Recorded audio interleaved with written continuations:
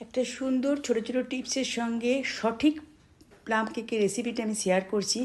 অবশ্যই দেখা অনুরোধ রইল এবং এটা রেসিপিটা দেখলে আপনারা সম্পূর্ণ বানাতে পারবেন একদম 100%। দেখুন, আমি 800 গ্রামের একটা কেক বানিয়েছি, যেটা বাজারে কিনতে গেলে বুঝতেই পাচ্ছেন কত। প্লাম কেকের দাম কত, একদম অরিজিনাল, অনেক সুন্দর এগলেস।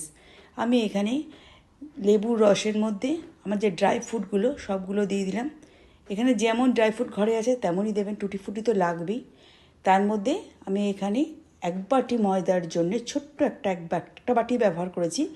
তার জন্য আমি এখানে 5 চামচ তেল আর এখানে 1/3 গুড়, চিনিটাকে ভালো করে পিষে ছেঁকে ওটাকে ভালো করে নাড়িয়ে নিলাম।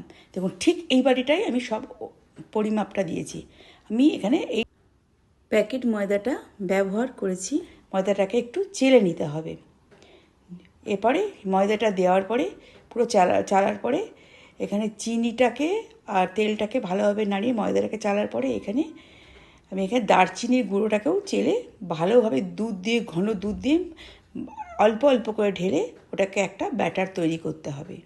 এদিকে আমি ড্রাই ফ্রুটগুলোকে ভেজাতে দিয়ে দিয়েছি, অর্থাৎ আধ ঘন্টা মতো লাগবে।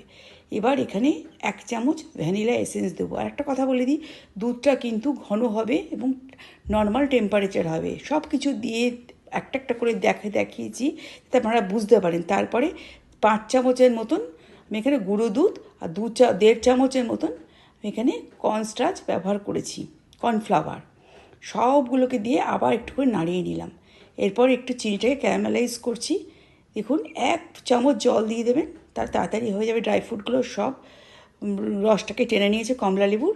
এরপরে সেই ক্যারামেলাইজ করা এখানে চিনিটাকে, কালার চিনিটাকে আমি দিয়ে দিলাম। এবার আবার এখানে নাড়তে হবে। আমি বারবার নেড়ে দেখাচ্ছি যাতে আমাদের বন্ধুরা বুঝতে পারে।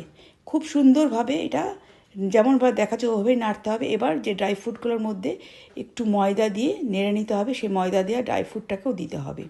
খেয়াল রাখতে হবে খুব অতিরিক্ত যেন পাতলা না হয় ব্যাটারটা। তার জন্য আমাদেরকে সবসময় প্রথম থেকে একটু কম দুধ দিতে হবে, এটা দেখে করতে হয়। এরপরে আমি এখানে এই বেকিং সোডাটা ব্যবহার করলাম, ঠিক 1/2 চামচ থেকে একটু বেশি, একদম চামচির ডগার মধ্যে একদম কণিকা মাত্র আমি দিলাম খাওয়ার সোডা। বেকিং সোডা, খাওয়ার সোডা দুটো দিতে হবে।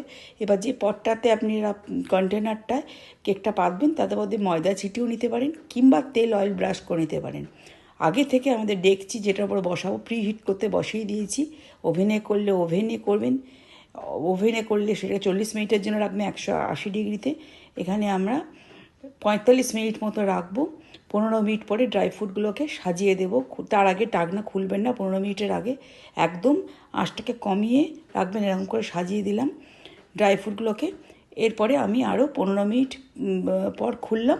তারপরে পাক্কা টোটাল 40 মিনিটের মাথায় খুলে দেখবেন একটা টুথপিক কিংবা ছুরি দিয়ে কেকটা দেখুন সুন্দর ফুলেছে।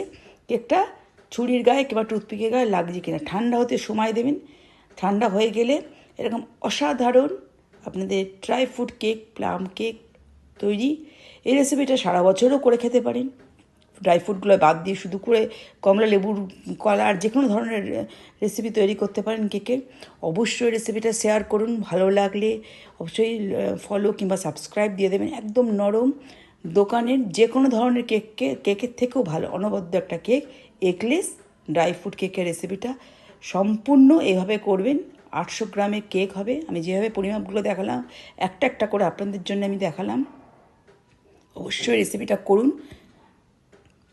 পরিবার পরিজনদের দিন, বাচ্চাদের দিন, খুব ভালো হবে, ভালো লাগবে। অসাধারণ টেস্টে, একদম অদ্বিতীয়, অসাধারণ। দেখুন সবভাবেই দেখিয়ে দিলাম। ভালো থাকবেন, সুস্থ থাকবেন। Merry Christmas.